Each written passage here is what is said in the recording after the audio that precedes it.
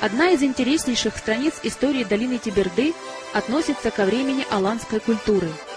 Некогда древние и средневековые авторы называли верховья Кубани, нынешний Карачай, Аланией. Впервые упоминание об аланах на Северном Кавказе появилось в I веке нашей эры. Неукротимые, храбрые, вечно воинствующие аланы совершали походы через Кавказ, пользуясь горными проходами.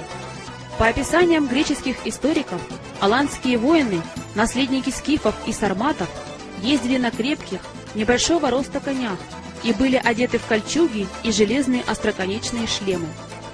Вооружены они были длинными сарматскими мечами, луками и тяжелыми копьями. Почти все аланы высокие ростом и красивые, с умеренно белокурыми волосами.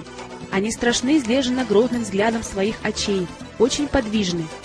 Так описывали алан греческие историки в IV веке нашей эры. На Северном Кавказе имя алан очень скоро распространилось на многие кавказские племена, и к концу X века нашей эры Аланский племенной союз был самым могущественным государственным объединением на Северном Кавказе.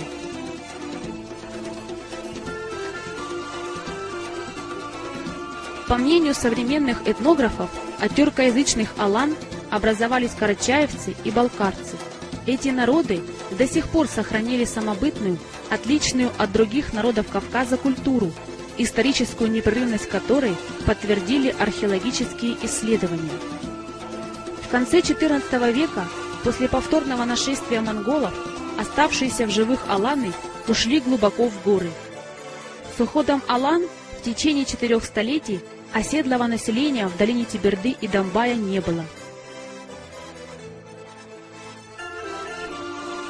Бесчисленные курганы, наземные и подземные склепы, мавзолеи, храмы и сторожевые башни, многочисленные остатки дорог, разрушенные временем аланские каменные жилища — все это разбросано в верховьях Теберды и давно заросло лесом.